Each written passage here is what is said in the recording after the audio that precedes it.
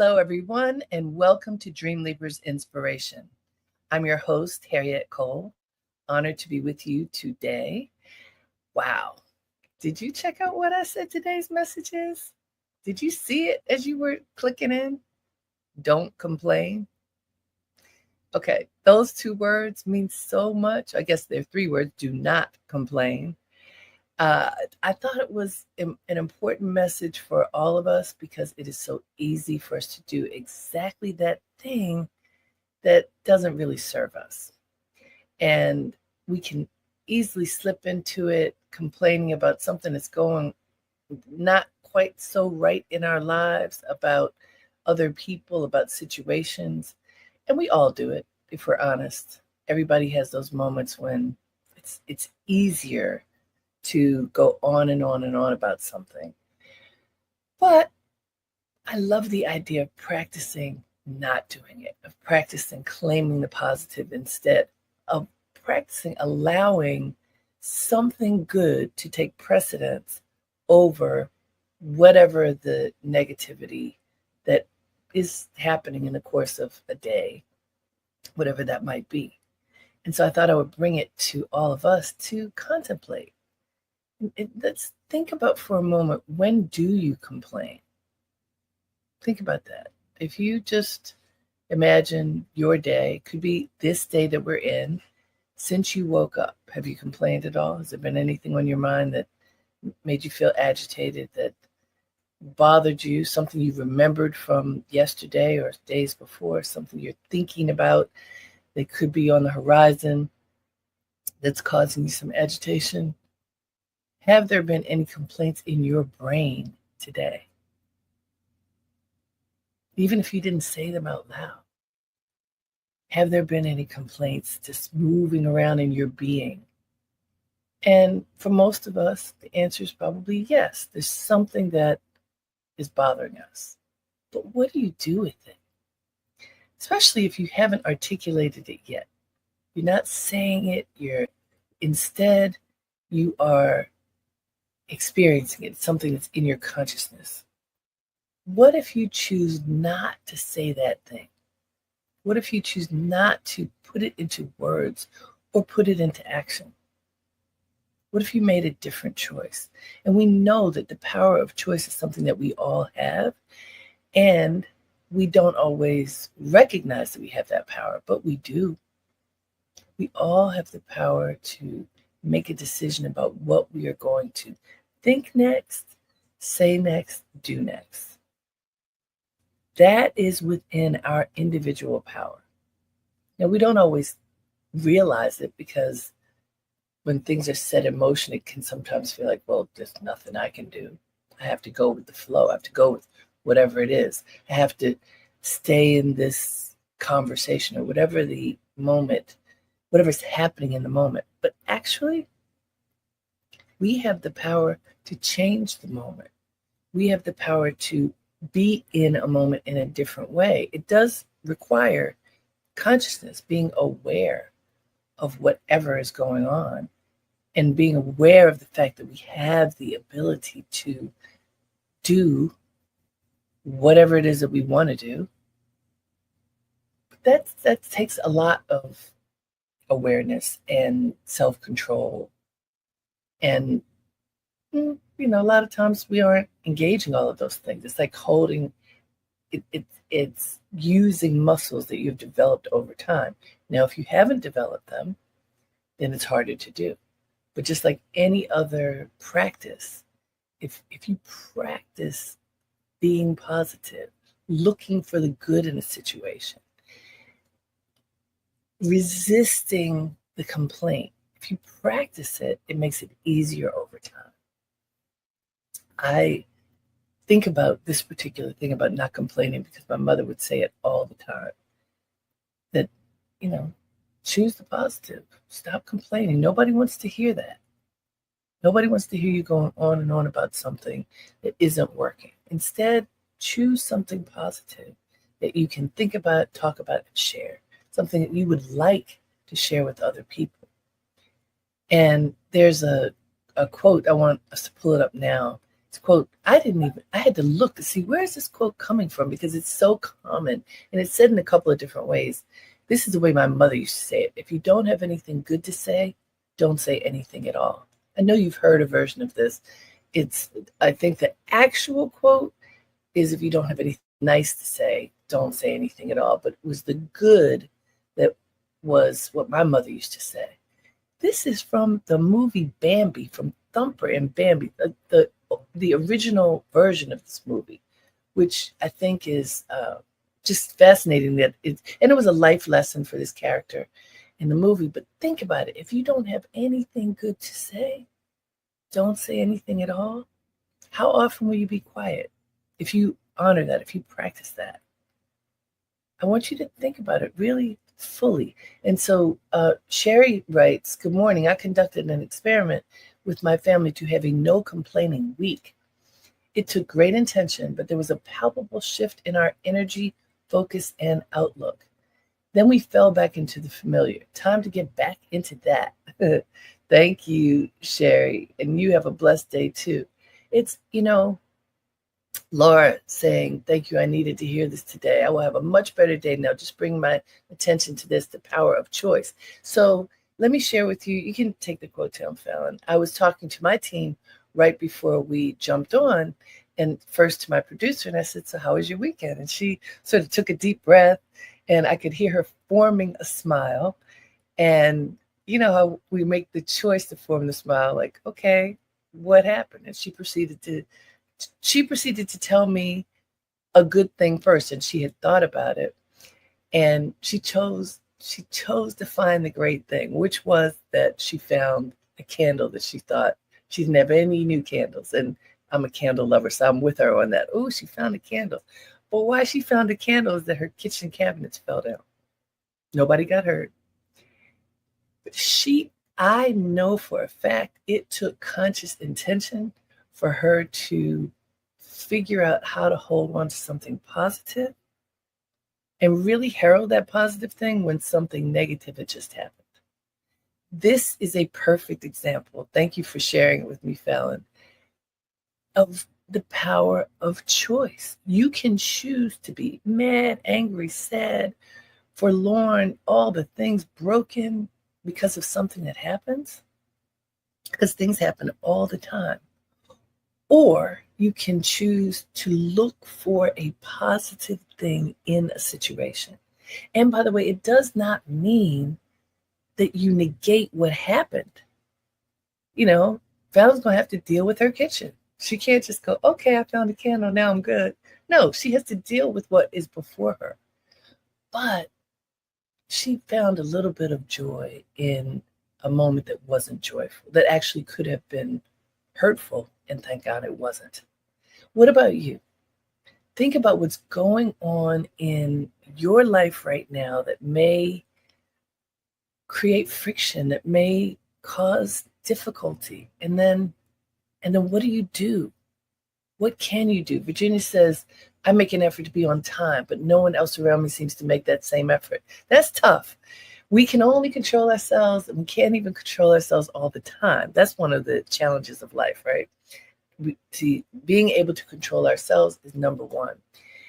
We can inspire others to be on time. We can invite people to, if you know people's patterns, it may also be, we're planning to start whatever it is at 9:00. Why don't you try to come a few minutes early just so we can be settled by the time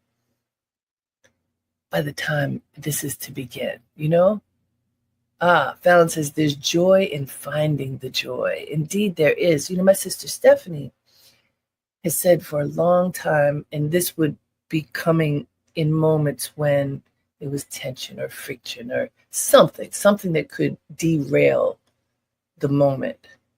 And she said that I will never let anybody steal my joy. And she says, don't you let anybody steal your joy. Think about that. Think about what happens in life as you go through your days. Things are going on. Life is happening. Ups and downs are happening. Challenges are before you every single day. Sometimes we get our feelings hurt. Sometimes We are disappointed. Sometimes we don't do our best and we're disappointed in ourselves.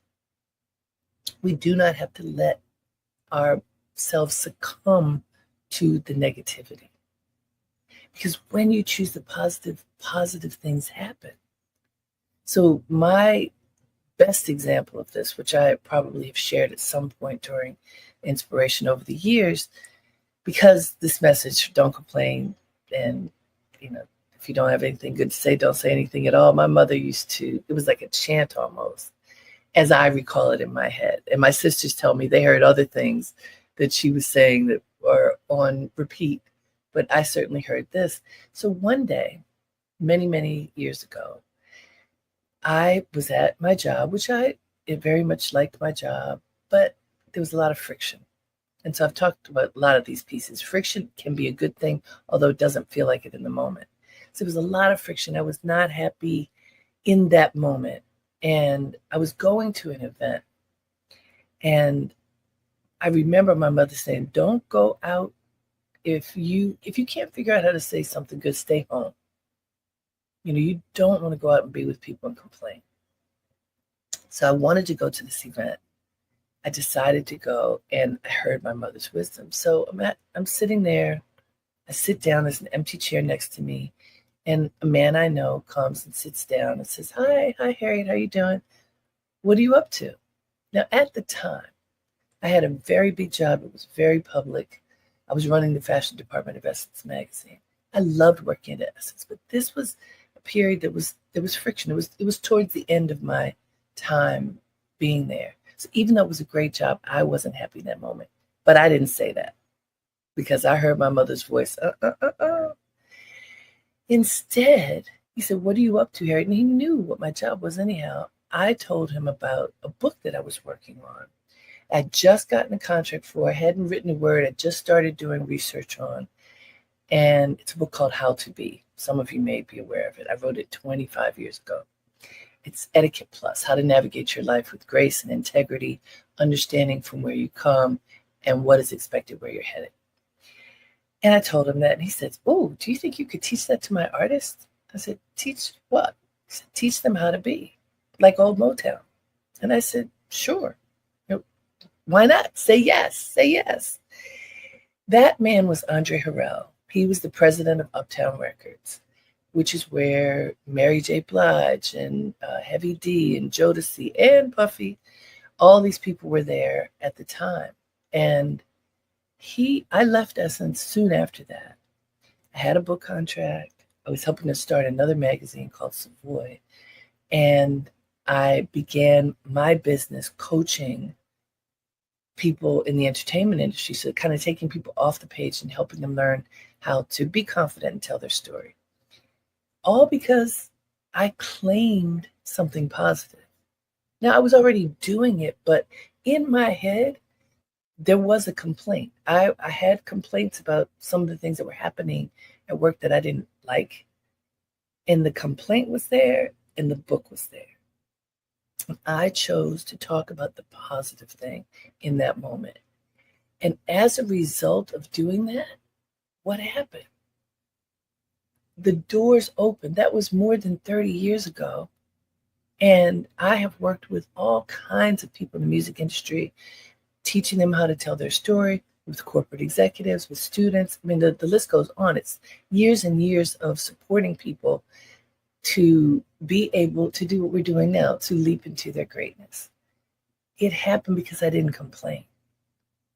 Why am I telling you this story? Because the power of being positive and not complaining, resisting complaining, even when you really want to, it works.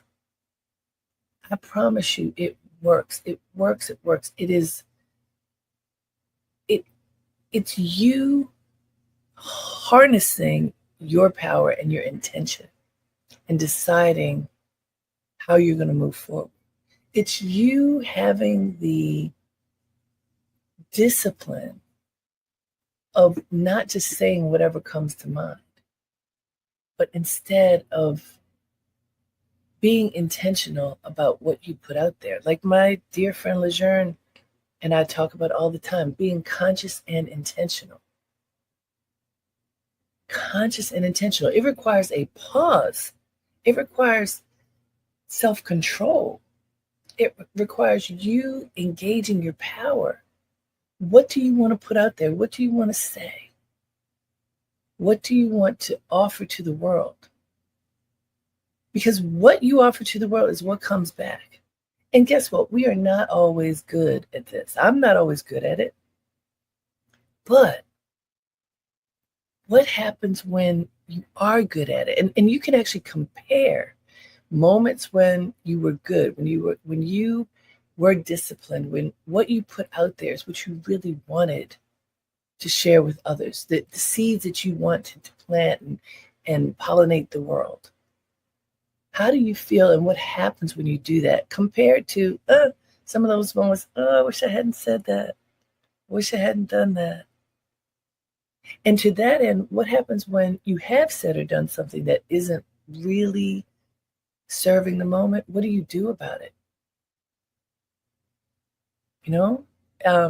Just even this weekend, I said something that was more than I probably should have said to someone. And I doubled back and I said, keep that to yourself, please. And we made an agreement that we would. None of us does the exact right thing all the time. I mean, it's just not part of human nature to be on point every second. But what happens when you're not? Double back and fix it. What happens when you do your best, but it's not good enough?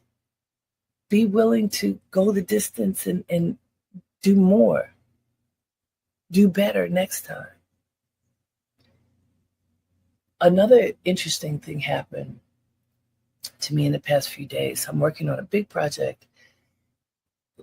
There's a lot on the line. There are a lot of moving parts. And there was a moment in a group interaction that didn't go very well. There was a lot of friction, and in particular coming from one of the team members, and I was very upset. And so I wrote down how I felt about it. And I knew that I should not share what I wrote in that moment. I've already done that practice of you can write things down, but you pause, especially if you're feeling emotional. So I paused. Then I shared what I'd written in my thoughts with one person who was like, And then I shared it with someone else. So these two people are confidants for me, especially in this moment. And they helped me. And then I let it sit, and I decided I wasn't going to do anything with it over the weekend. I wasn't going to buy into the urgency that I first had. I need to address this right this second. I paused. And today, a few days later, I am calm. I did not lash out. I did not complain. I did not do something that might have caused more negative repercussions than would have been worth it. Instead, I've allowed myself to just let it go and then come back to it from a neutral perspective rather than a charged perspective. Now, I feel confident that other people have been in this position. Something happens, you feel hot. You want to put people in their place. You don't like how you've been treated, blah, blah, blah, blah, blah. All of us have been there. What do you do when that happens? So my process, I'm going to repeat it because this might be something that is good for you too. Write down how you feel first and don't share it. That's important. Write it down. Don't push send. Don't make a voicemail message. Don't do that. Write it down. Look at it. Allow yourself to get all the feelings out, the raw feelings, let them out. If you have people you trust, ask if they will be willing to hear you out or read it, however you want to share it, and listen to the advice that you're given. And sometimes for the person asked to do that, sometimes it's just being a listener, being willing to hear and not having an opinion, But if the person is able to receive an opinion, sharing a heartfelt opinion. And often the opinion that I've received and that I've given in moments like this is pause. Don't do anything yet. Don't complain. Don't complain. And then allow yourself to be at peace. For me, it's meditation.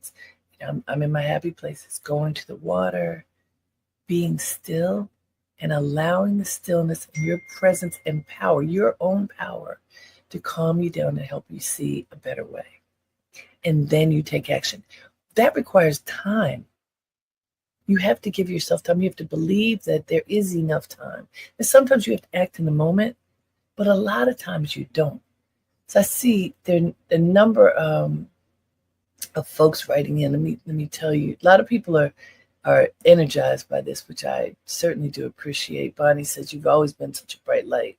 We see you. Thank you. I appreciate that very, very much. Cozy Home Life says, I like to read my Bible and pray and meditate. That is how I pause and get centered. Applying Bible principles in my life gives me the peace and direction needed. Yes, and my sister, Stephanie, was telling me just yesterday, she subscribes to, it's not the Daily Word, but it's something like that gives you Bible verses every day. And she reads them every day and does the contemplation, and that helps to set her day. I love that. And what I do on Inspiration, what I attempt to do is to make this non-specifically religious. Obviously, it is spiritual. It is connected to the divine. I know people practice their faith in so many different ways. I want everybody to feel welcome, whether they are of a particular religion or not, because in my learning, I see, first of all, I believe that there's one God and that we understand God in different ways based upon however we were taught. But if you read the scriptures from the major religions, there's so many things that are identical, very, very similar.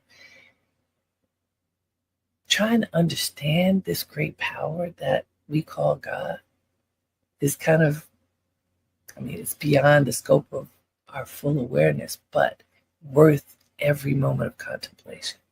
So whatever the way in is, I say do it. And prayer and meditation, reading scripture, reading the good words of others who have committed themselves to uplifting humanity, doesn't that help to make life better?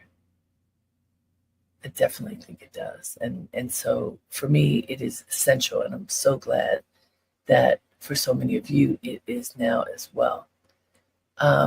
So going back to this notion of, if you don't have anything good to say, don't say anything at all. I interviewed a woman on my other Dreamleapers podcast, which airs on Saturdays, a woman named Mary Fisher, wonderful woman, who talked about her transformation. Her interview is worth watching or listening to. Maybe, Fallon, you can put it in the chat. Mary talked about the way she grew up and then who she became. So based on her age and station in life, she grew up understanding that women should be silent, that women should not talk that much, let alone complain. And so it was the responsibility and role of the female to put a smile on and just go with the flow. I want to be very clear that that is not what I'm saying. What, in her case, what happened, huge thing that happened is she contracted HIV back in 1991, I think. She was married with children. And as a white woman of a certain background, a privileged person, the people in the HIV/AIDS community, who the activists, met her and wanted her to speak up and talk about what she was going through, because for a woman, a white woman, to be going through this, it kind of showed that this is not what they had labeled as a gay disease. It's broader. It's impacting everyone. And reluctantly, she considered it because this is her moving past silence, which is what she was taught that she should be as a proper young lady, to having a voice. She ended up speaking at the Republican National Convention, whatever year that was, about her condition. She ended up not intentionally, but becoming a spokesperson for health as it relates to HIV/AIDS. Why do I mention this? I want to make sure that you understand when I say, if you don't have anything good to say, don't say anything at all. It does not mean be silent. It does not mean swallow your experiences. It does not mean just be a proper whatever. It means choose your words, choose your messages carefully, and share them in the right moments with the greatest impact. And in Mary's case, she broke through from restrictions that have been placed upon her on how to live in order to help save lives. And as a matter of fact, she's gone all over the world speaking on behalf of people who are afflicted with HIV/AIDS, and she's still living. What a blessing. And now that there are different kinds of medications, many people are still living.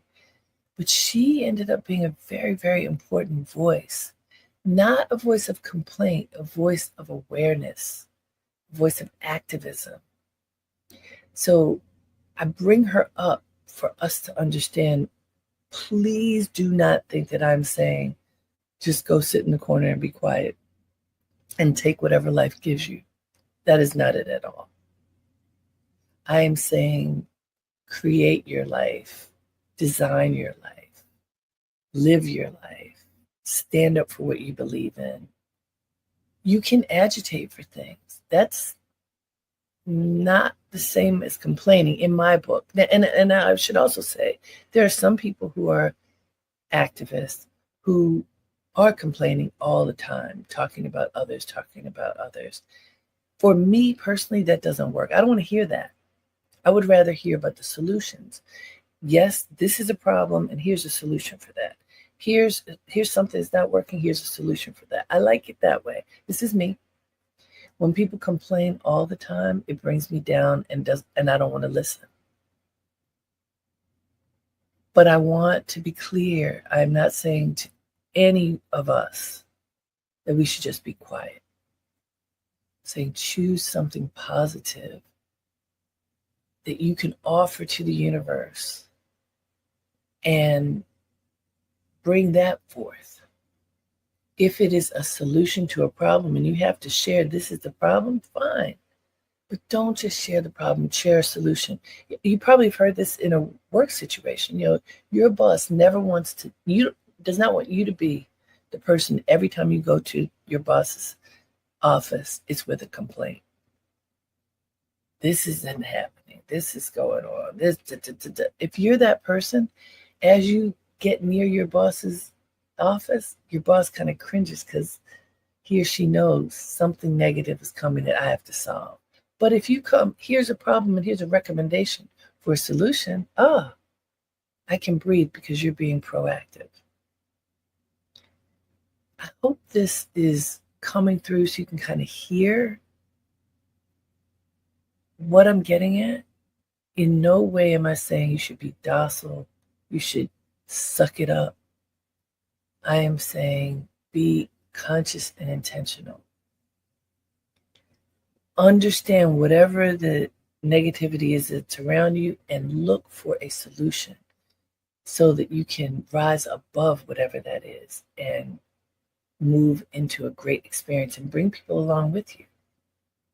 If something bad is happening, examine it and look for a way to turn it into good, to turn your experience into good, to help others have a positive experience. Life is sweet when you do that. And it doesn't mean that it's easy to do, but it's worth it. So I hope I hope that this is sinking in. I'm looking at some of the comments we've got. I'll share before we go. Bonnie says, my mother also taught me the same. Not everything requires a response. I have been told that I have a smile that communicates volumes. It is my way of pausing until I have clarity. I never sit on lives this long. Is that what you mean? But this talk, on live broadcast. Well, thank you for staying here. But this talk is so rich. Please save it for those who might miss this. So, Bonnie says she began a daily message to her followers. Everybody who's written in, thank you for doing so. This broadcast lives, we don't take it down. And it's on all my various social media, as well as on my website, harrietcole.com. I hope that you will take this message with you as through this day and through each day this week. And practice not complaining. Practice looking for the solution and entering that space, because it'll make your life sweeter and everybody around you will benefit from you choosing the positive. So thank you so much for joining me today. I wish you all the best as you move through this day and beyond. And until next time, have a great day and make it count. Namaste.